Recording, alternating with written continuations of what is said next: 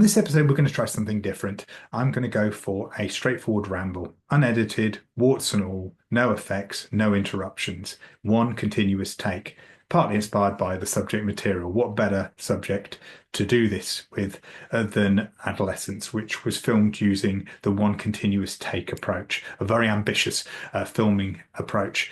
However, I won't have the script or the timing or the rehearsals. So I have had a few false starts, if you can count them as rehearsals, but it's just me from start to finish, just talking about a subject that comes to mind. I mean, after all, that's how I conduct lessons. That's how I have been on the receiving end and on the interviewing end of an interview. So why not just do that in a podcast? If it's successful, if you enjoy it, then it's definitely something I would like to do in the future. It would allow me to be able to produce material in a more timely fashion.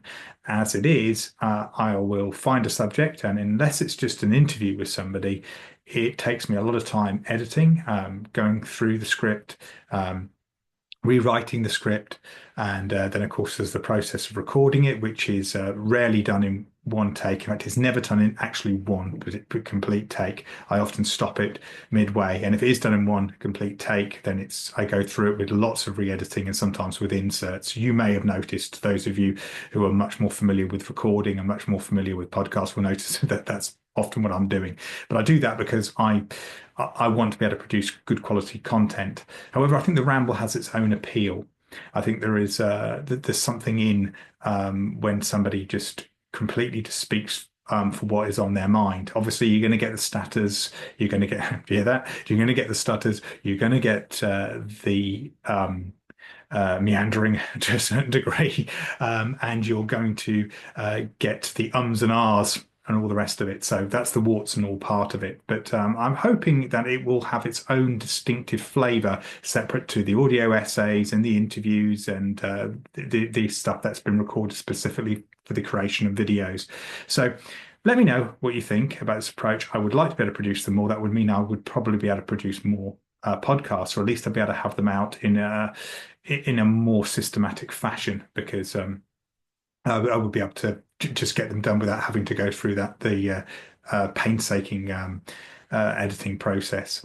So let me know what you think about this particular one, and I look forward to hopefully producing some more in the future.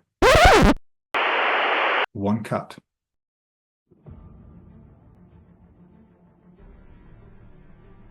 Before the existence of written records, humans systematized combat. From prehistory and into the modern day, martial arts have been a part of the fabric of culture and civilization. Whether as a means of self-protection, or to wage war, or to compete, or to preserve a tradition, or to touch personal greatness, these codified methods push us to ask questions, to explore, to express, to test, and to tell stories. This is Jamie Club's podcast, the official podcast of Club Chimera Martial Art, where we take the path of the vagabond warrior to find knowledge and inspiration from people, events, and ideas. If you are interested in where to follow Jamie Club and Club Chimera products and services, please wait until the end of the show. In the meantime, if you think this product is worth the price of a cup of coffee, please click on Support the Show in this episode's show notes. Okay, so I can't tell you how many attempts I've had to record this particular ramble, but here goes. Hopefully this one's going to be all right, and I'm not going to get all mixed up with all my notes too much. So I'm talking about Adolescence, and so spoiler warnings, I'm going to be chatting about the show. So if you haven't seen the show, then please do watch it. It's a 4-part limited series on Netflix, and I ask that you watch it first before listening to me, because I want to not add too much to your opinions on it. I'd like you to watch the show first and then listen to what I've got to say. If you don't know anything about it, honestly, please stop the podcast now and go ahead and do it. Because when I watched it, I had no prior knowledge of the show. I hadn't seen the trailer. I hadn't heard any of the hype about it, or if anything, any hype about it been talked about. I hadn't picked up on it. So I went into this show knowing two things. One, I'd seen the cover photo, the promotional cover photo that was on Netflix, and the fact that it starred Stephen Graham. I didn't know that Stephen Graham had co-wrote it and was the creator behind it. So these are all things that I didn't know. I didn't know about. I just went straight in, and so I got a my response was I felt was fairly untainted, fairly uninfluenced. Probably not so much now, because obviously I've seen an awful lot there, and I've reacted to things that other people have said, and I've begun to start listening to podcasts about it, and I've shut them up. I mean, honestly, I've got 2 or 3 podcasts lined up now to listen to about it, and I decided, well, I'm not going to listen to all those before I record this ramble. Anyway, I've had a few attempts at this ramble, so I've had a fair few mistakes, and in line with the rules that I've set myself, that's it. If I make a mistake, I can't edit it, I can't stop it at any particular point. This has to be a continuous take, for obvious reasons. If you've seen the show, you'll know the show was done using the continuous take method, a method that was used in Boiling Point, which Stephen Graham did star in with the same director as this particular show, and which I'd seen before as well. So I immediately picked up on that. I mean, I didn't know it was the same director, but I picked up on the fact that it's Stephen Graham in another very immersive drama using the continuous take method, which is a very ambitious, very, very difficult, and highly restricted method of filming something. It's like watching an immersive play. I think it's the closest we get to promenade theatre in a filmic sense. Anyway, enough of me nerding about that part, or geeking about that particular part. Watch it if you haven't seen it already. There will definitely be spoilers in some shape or form. The other warning, of course, is the obligatory trigger warning. Whenever I'm talking about real life crime, obviously, and or matters that relate to real life crime, there's always the risk of talking about very sensitive subjects. There's going to be discussions about teen violence and murder, for example. So, if those sort of things are potential triggers for you, then please obviously switch it off. Or if you're listening to this with other people who might have those triggers, then please do switch off. Okay. Right, with that out of the way, let my ramble commence. Again, I don't know how long this is going to go on for. I'm just going to try and cover this as earnestly as possible, and as it goes. And apologies for the stutters and the ums and the ahs and all the rest of it. Anyway, so I like a police procedural as much as the next person, and I like a big courtroom drama as much as the next person. Honestly, one of my favourite movies is A Few Good Men, so you've got that for the courtroom drama. One of my favourite TV shows was Line of Duty, which again, it's probably one of the best police procedurals ever made. So love all that kind of stuff, and kind of expected a little bit going into Adolescence. And just like I like psychological thrillers, I like true crime dramas and crime dramas. This isn't based on a true story. It was inspired by two teen murders that took place. There was the murder of Ava White and the murder of Eliane Andam. I'm not going to tell you who killed either of them. They were two separate cases. I'm not going to give that person any more publicity than they need, and it's not really the place for it in this one. But anyway, they were two separate crimes that were linked very much towards misogyny, connected to things like the manosphere, which very much are touched upon within this particular drama series, so within Adolescence. So that was the inspiration, I believe, that Stephen Graham and Jack Thorne really wanted to look in the eye of male aggression in our time, and looked at it very much from the adolescent perspective. So the show's 4 episodes have got very clear themes. Obviously, because they're all being recorded in real time, you just get an hour of time, which is all, and the times are all separated, and the separations of times increase as the episodes progress. So we're sort of almost close to a year of when the offence has been committed by the time we get to the 4th episode. The first episode, we get the arrest procedure. So we get a dawn raid, if you like, after just after 6 a.m. Armed police break into a house, and they arrest a 13-year-old boy who looks terrified, looks vulnerable, is in tears, soils himself, and you've got incredulous, bewildered, shocked parents who just, the father's first response is, you've got the wrong house. can't believe that this is happening, and why would this happen? And you get the whole feeling of that incredulity, that whole feeling of shock is really well conveyed. So then we get taken through the whole processing system in a police station, everything down to a child being strip searched, all of that. And as this is progressing, we don't know what crime has been committed. We get the impression, obviously, that it's a pretty damn serious crime. There's no doubt about it. All that we're seeing is that all correct procedure is being followed as much as possible. We get the whole appropriate adult situation, and which Stephen Graham is selected. He's the father who's selected, and he's been put in that role, and that's significant and will echo in the 4th episode. I don't know if I'll be talking about that too much, but if you've watched the show, or if you've you'll know the relevance to that anyway. So just as we get towards the end of the 1st episode, we find out exactly what the crime is, and then we see the evidence that's being submitted, which is in the form of CCTV footage. So it looks pretty clear cut. This child is guilty of stabbing a teenage girl. Of course, the father's response, first of all, is shock and total repugnance to what he's seen.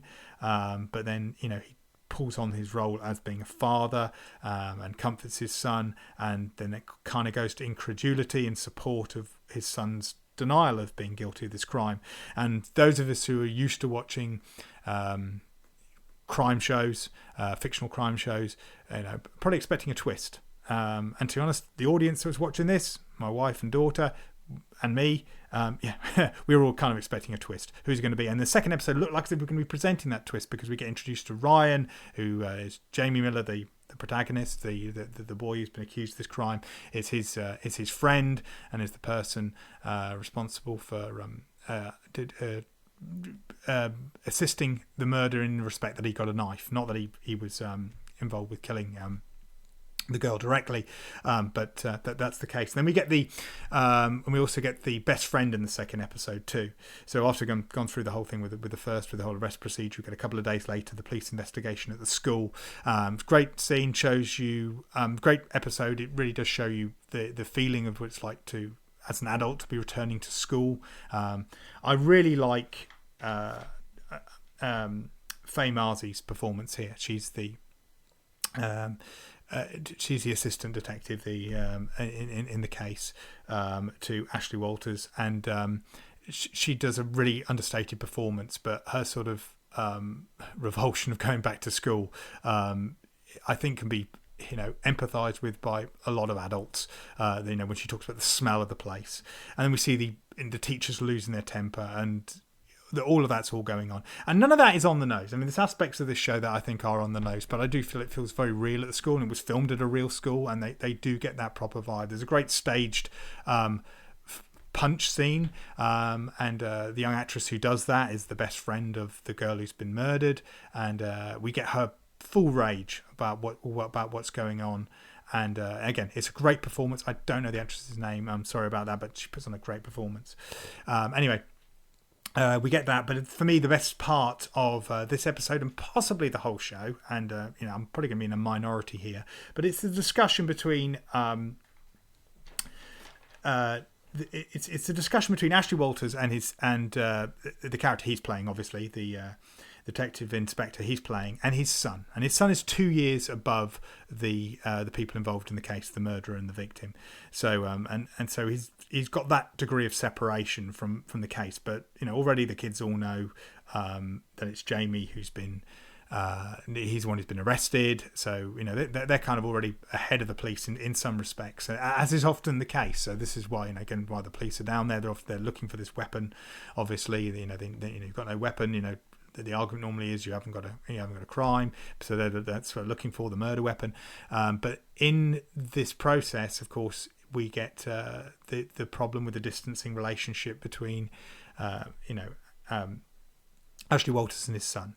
The fact that they haven't been communicating enough, that the father hasn't been there enough for him, and this comes out, and it comes out in a very realistic way. It comes out in a very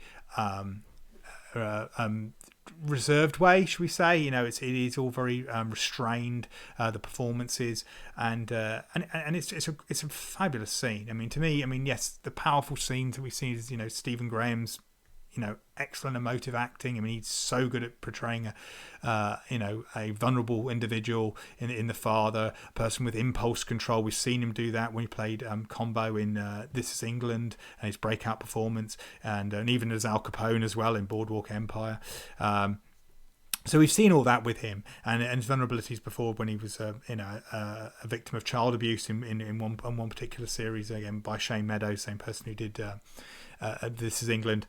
So sorry to just tangent off there, but my point being is the fact that there's some very obvious excellent performances there that everyone's talking about. But for me, it's this particular scene. The reason why this particular scene between Ashley Walters and the actor who's playing his son is so good is because it really does show the generation gap. And for me, this is often something that I think is maybe being missed a bit by some of the people who are watching this. There's a generation gap issue at stake. Now, some of the responses I've seen to the show have been interesting. I've heard a few people say that teenagers aren't really that engaged with it. I mean, maybe they are. I mean, maybe seeing across social media. I mean, maybe they're getting more engaged with it. It's really the parents that are interested in this. What we're getting. It's parents. It's that parent generation. They're the ones responding to this. We're getting it. This is millennials and Generation X and some boomers who are taking notice of this show for the most part. So you've got that going on, and so it might be a bit telling if there's not a lot of positive pushback from teenagers. So that's just something worth just taking in mind. I think that's something worth to just be mindful of. But anyway, this particular scene, my daughter and I both agreed, was uncomfortably relatable, should we say? And my daughter and I have a very open relationship. We see each other every day. We talk a lot. She's very open about everything, basically. I mean, there's probably more that she's open to. There is more she's open to more with her mother, obviously. But I'd like to think we have that relationship, and I've worked hard towards have that relationship. But even so, this discussion where you've got the parent thinking they know it all, and then the child then closing off because they feel like they're not going to get through to them, that they don't get it, if you get what I mean. And we really see this in this discussion, which is where we get the first signs of the manosphere. This is where we first hear about the manosphere, which is, obviously the clear area that this show has prompted discussion on. The main crux of this, which is not by accident, is totally by design, is that we have got a teenager who has murdered another teenager, specifically a boy who's murdered a girl who has been influenced by a misogynistic movement online, which we call the manosphere. And it's something that we touch upon in the Animal Instincts teaching program, our children's self protection teaching program, quite heavily in different areas. Really, really important. And yes, that's very much the root of it. But as a bigger subject, as something that this falls under, is the problem with this generational gap. So by not having this connection, you're not really going to understand what this manosphere influence is all about and how it's impacting on our children. This is, to me, that, this is the point. So just to see this discussion go on, where the father's talking about the Matrix, and okay, I was never a massive fan of the movie The Matrix. I was very aware of the impact it had. I thought the special effects, in particular, design was revolutionary and great. I think that goes without argument. I got pretty sick of everyone copying it. The bullet time idea. Once it got parodied in Shrek, I thought then stop sticking it in your films now. Do something else. Move on. But anyway, besides that, I wasn't overly impressed.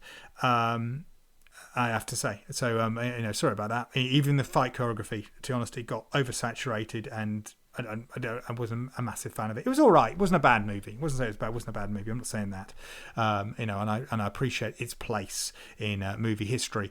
But what has now been owned by the manosphere is this whole red pill, blue pill business. The idea is that you swallow one pill and you go on living life on a surface level, shall we say, believing what society tells you is happening. You swallow another pill and you see what's below the surface. And, the Matrix is quite literally that, the fact that we're all plugged into a virtual reality, spoiler warning for that film. And that's what's going on. We're all part of a big computer program.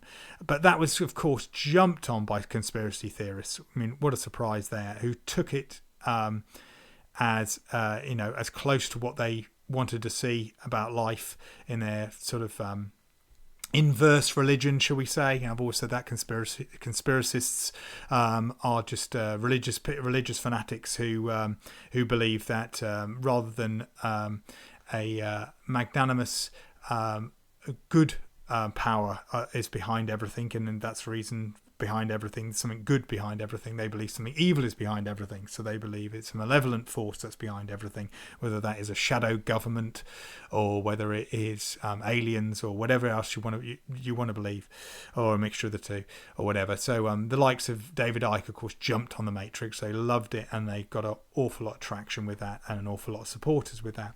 And the idea is, has continued, and up until recently, I was seeing people talking about the Matrix as a metaphor for different things, and it's not a bad idea. The idea that our perceptions are different to realities. I mean, after all, in self-protection, a lot of the time that's what we're doing. We are managing realities. For people, we are often debunking things. So as a person who's a big fan of skepticism and critical thinking, then debunking is a huge part of that. So in many ways, I'm swallowing a certain pill, if you like, to look at the realities. The difference is I don't believe that reality is certain. I'm skeptical of my perception, shall we say. I'm trying to check myself at all times, as all critical thinkers should be doing. But anyway, the Manosphere have taken it on and seen have almost taken complete ownership of it, and it's become part of their jargon and the way that they'll use their different emojis. And again, a lot of this has been put about since Adolescence. Indexes of how emojis can mean different things. How they can symbolise different things, and this all comes up in this discussion in the second episode.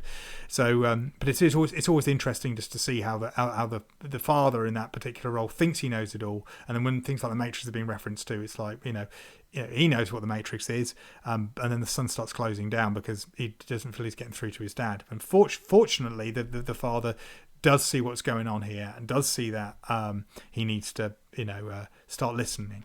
And this is something, again, I point back to myself. Empathetic listening, active listening is really, really important. It's how we're going to learn. It's how we're going to deal with the threats of today, is by listening to other people who those threats directly affect. Because crime is always ahead of law enforcement by its very nature. We wouldn't have any crime if law enforcement was ahead of crime, and it's not. And by default, it never will be. And so we have to appreciate that a lot of that is also manipulation of the generation gap. It's a topic I've discussed on here with the likes of Charles Manson and Charles Schmidt and things like that, and it's obviously in the Animal Instincts program as well. So yes, the exposure of the generation gap, really, really important, and understanding what actually is going on here, what these influences are, and how they impact on people. So we get to the third episode, and so that's the face-off between the forensic psychologist, played by the great Erin Doherty. Okay, I'm sorry I had to check her name there when I just said the great, but I have seen her in other things, and she is a fabulous actress. And even if I hadn't, her performance in this is brilliant. Again, restraint. I love the way restraint is used in this show. It is really, really, really telling. I mean, especially because they're having to work within this very, very difficult setup where you can't have multiple takes. You've only got one go at it, and everything has to just continue going all the whole time. You can't be blowing lines. You can't be making mistakes and stuff like that. So yeah, it's really, really good performance that she shows there. Where if I may sort of reference one of my guests on the show, Jess Jones.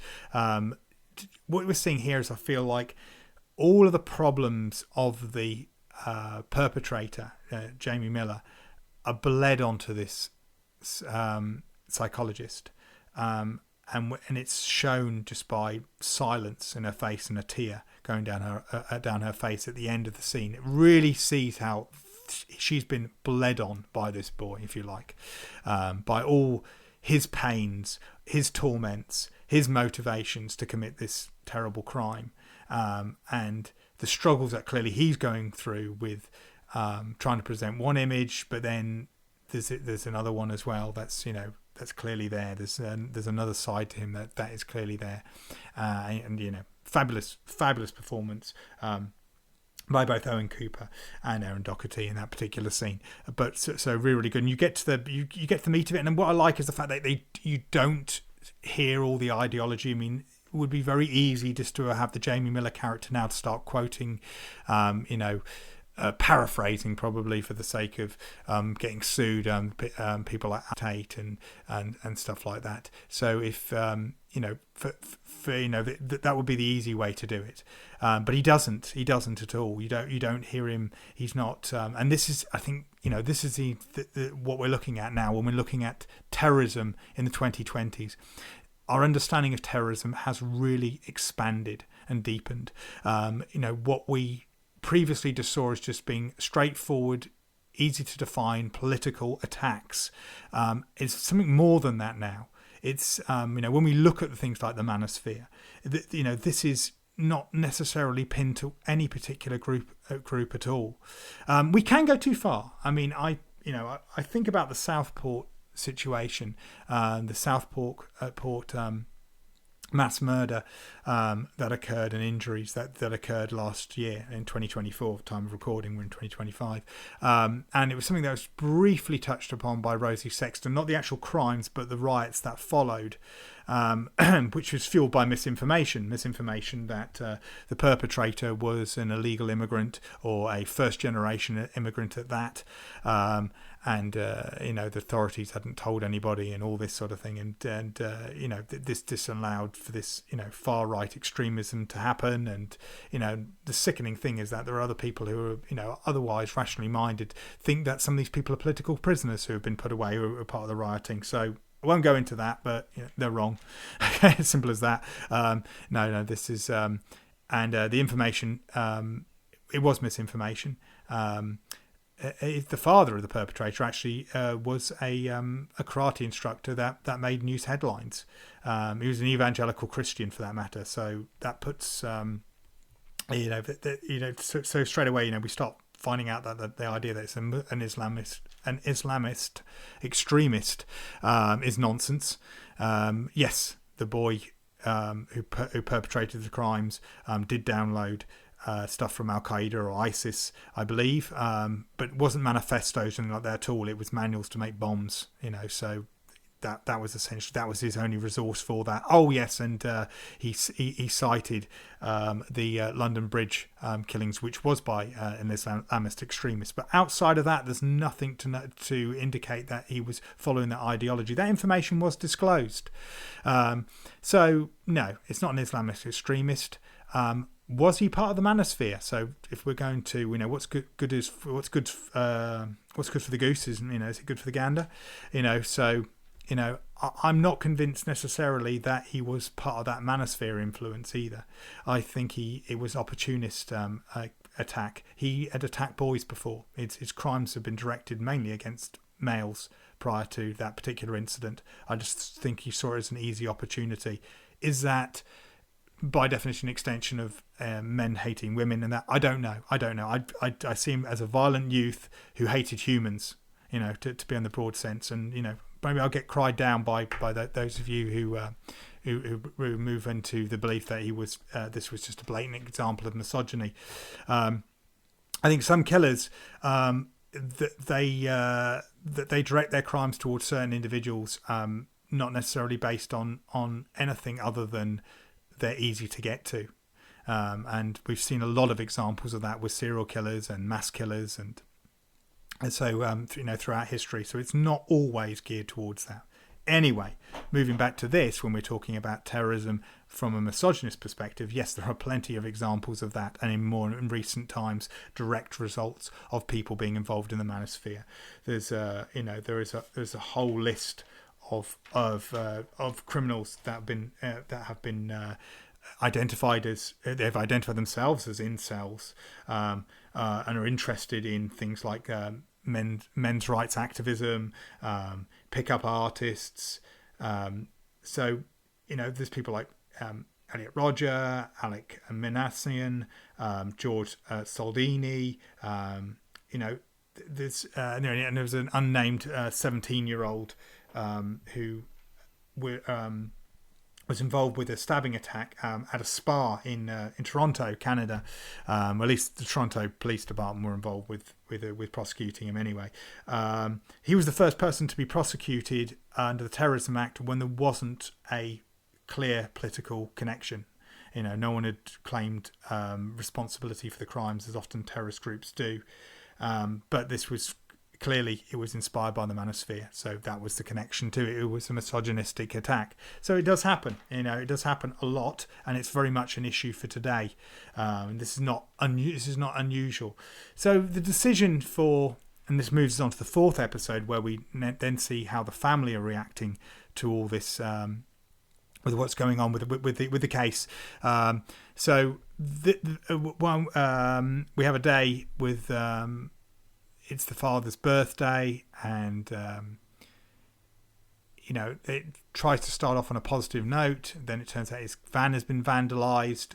The word "nonce" sprayed on the side of it, which immediately, for those of us who are, looking for our twists, looking for our, other, side plots and all this sort of thing, beginning to find out, is the big reveal that he's a paedophile? Nope, not at all. It just happens to be, kids vandalizing equipment. That's all it is. He's a target because he's the father of the killer, and that's that. And they decided to put "nonce" on the side of it, and there's no indication whatsoever that he is a sexual predator in any shape or form. So yeah, that's I think again, good choice to do, and it's showing that uncertainty that's there, and obviously we get the his anger eventually explodes when he meets up with a boy who follows the Manosphere and is trying to raise funds to defend his son.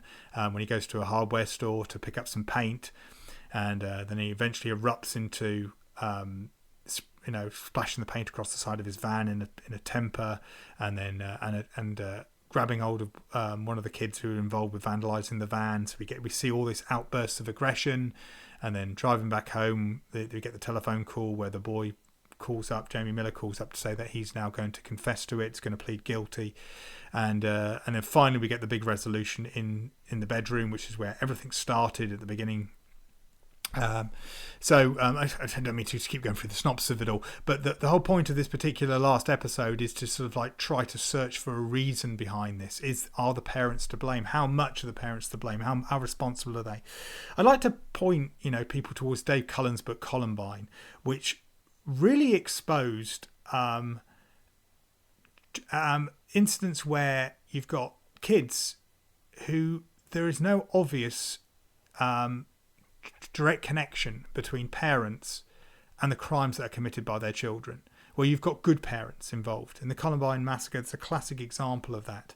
So really look that up. But it was also a classic example of other people adopting certain narratives. There was a very conservative narrative taken that these were goths who were part of the trenchcoat mafia, and they were bullied at school, and this was their reaction to it. So there was honestly left and right ideologies were being properly pinned up on that, when it turned out that neither were really particularly right. We're looking at a psychopath and a manic depressant getting together, and who had not suffered any obvious signs of abuse, and certainly not back at home, got very attentive parents, certainly in the case of the psychopath.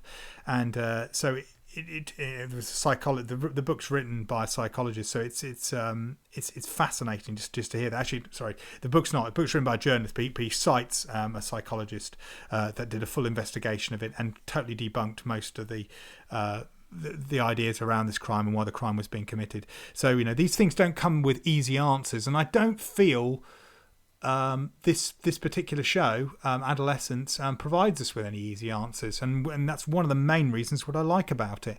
Maybe I'm missing something. I mean, a lot of people, it's straight away have just gone to this. Okay, it's the how much the influence of the internet is having on young people, and Stephen Graham has come forward to say that that's what it's about quite clearly, and that much is obvious. But for me, there's so there's other influences involved there, such as everything from the generational gap to maybe other factors that we don't even know about yet.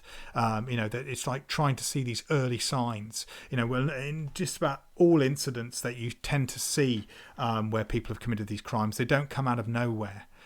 So it's finding the early signs of these things as well, and seeing them as being red flags. But yes, of course, parents provide role models for children, and we're in a time where males are feeling increasingly more isolated, and therefore they do fall prey to people who will tell them they need to act aggressively. They need to take back what is rightfully theirs. That they're actually the victims. Victimhood is very, very tempting for many people. You play the role of the victim, then therefore it gives you justification. Moving this back, so to this whole thing about why this is being seen as acts of terrorism a lot of the time. You only have to see how extremist groups operate. That's exactly what they ensnare.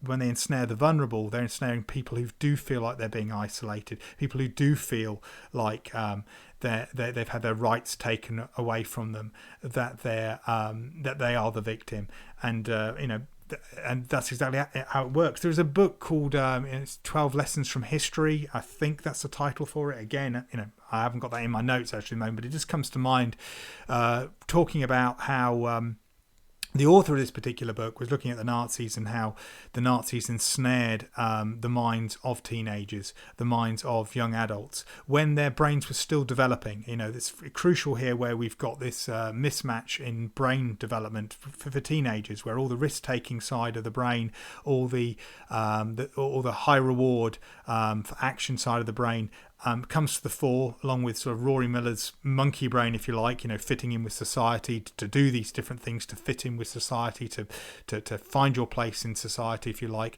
to find your place in the group, without having the rational side of the brain properly developed. The rational side of the brain is behind at this particular point. And anyway, in this particular book, from what I've heard, I haven't read the book, but I listened to a very interesting interview. That's exactly what he was talking about, that development of the adolescent brain. So that's my response to Adolescence. Anyway, I'm gonna have to bring this to an end now, this particular ramble. Maybe I'll follow it up at another time. But it's sad to see a lot of the division that's caused, that people think it's an attack on masculinity. If you view it as an attack on masculinity, I do worry that what are your views on what masculinity should be? That maybe might need to be the question. Some people probably don't like the way it's been produced. I've heard arguments that it's pretentious. I get that. I totally get that. I can see some people seeing it as being pretentious. It does have a very strict artistic a way of modernist way, shall we say. It's what I see as being comparable to the Dog Me movement of movies, and All Hail the Puritans, book of collected short stories, for example, that have this very restricted way of trying to put across a very earnest view by using the one take approach. So I can understand that, and I understand that then limits the drama in certain ways. We can't have big action sequences. We can't have it's very difficult to do things like stunts, and you can't have effects, things like that. No incidental music. It's really restricted to the camera work, the directing, and the actors, and everything else. Then it has to be carefully plotted out throughout. So I get that part of it. But as a show, as I said, it's not based on a true story. It was inspired by two incidents. I think we need to go into these things by not allowing any sort of ideology to shape us, and we have to be very, very aware of that, even if they're ideologies that seem to make sense to us at that moment. Just be wary of them. I'd say that I'm more than skeptical about ideology. I'm deeply suspicious of ideologies on the whole. Philosophies should be used as portals. But when you immediately wed yourself to one particular package of ideas, shall we say, it can become dangerous. the road to hell, being paved with good intentions and all that. I'm very wary of all that side of it all. And not that it seems like good intentions when we look at the misogynistic manosphere approach. I mean, that doesn't look like good intentions, except for if you break down the idea that, okay, people losing their sense of identity. So if you've got males, straight males, losing their sense of identity, then where they're going to look. And if you've got people who then telling them that they're great, they're the best, well, in fact, and everyone else is up against them, that can be very tempting for different people. We've seen this throughout history. So the good intention there might be, well, you're just trying to get boys to be back being active, back to being confident, to reinstall their confidence. On a surface level, who could be against that, until you realise, well, these are the methods that they're saying you need to get that sort of confidence. So again, understanding, looking at these problems. So I think it's great. It prompts questions. I like dramas that ask questions, that ask difficult questions, and don't provide you with answers. Thanks for listening to the show. If you're so inclined, there are many ways you can express your support and help keep this podcast going. For example, I've published several books on Amazon. If you'd like a signed copy of any of them, please drop me an email. You can also purchase my online Vagabond Warriors martial arts cross-training courses and the online Animal Instincts Children's Self-Protection Teaching Program. More direct support can be shown through Buy Me a Coffee and my Patreon page. I'm most grateful to all those who have already bought my books and courses, and those who continue to kindly donate to the show. As for my services, the heart of all that is CCMA, nowadays I teach private lessons, courses and seminars. These are bespoke services that put you in charge of your martial arts journey. I teach self-protection and martial arts cross-training. You can train with me, one-to-one, or in a small group. I count individual clients, couple clients, parent and child clients, and various other combinations. These can be taught face-to-face or virtually. I also regularly teach clubs, societies and associations nationally and internationally. Please go to clubchimera.com for more details. Please don't forget to subscribe to the show on whatever podcast platform you are currently using. If you could leave me a 5-star rating and a review, I would be most grateful. You can also follow me on Facebook, Instagram, Blue Sky, X and TikTok. Facebook also has a members group in addition to the main business page, so please send in a request to join in with the training discussions and be a part of the wider CCMA community. I'm also uploading new content to YouTube. There are various shorts, vlogs and full video versions of some of these podcast episodes on there. Again, please subscribe, like, share and leave a comment. All favourable engagement helps keep CCMA moving forward.